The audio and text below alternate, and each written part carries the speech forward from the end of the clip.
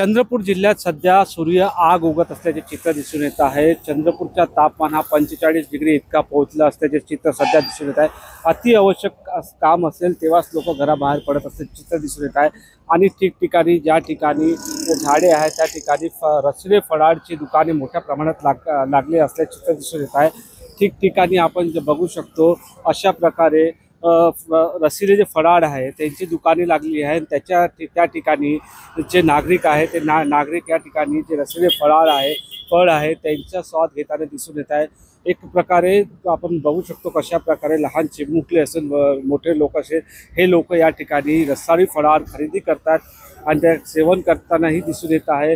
कारण की जो तापमान आहे चंद्रपूरचा तापमान हा अति जास्त असल्यामुळे हे जे संपूर्ण परिस्थिती आहे परिस्थिती आपण बघू शकतो कशा प्रकारे आहे। लोकांना किती आवश्यक असते या रसाळ फळाची आवश्यकता असते।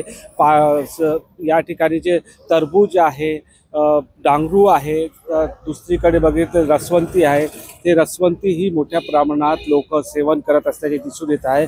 कारण की उष्णतेची जी लाट आहे ते अति जास्त असल्यामुळे हा तापमान मोठ्या प्रमाणात वाढत आहे आणि अशा प्रकारे या रसले फळांची मागणी देखील मोठ्या प्रमाणात होत असल्याचे चित्र दिसून येत आहे।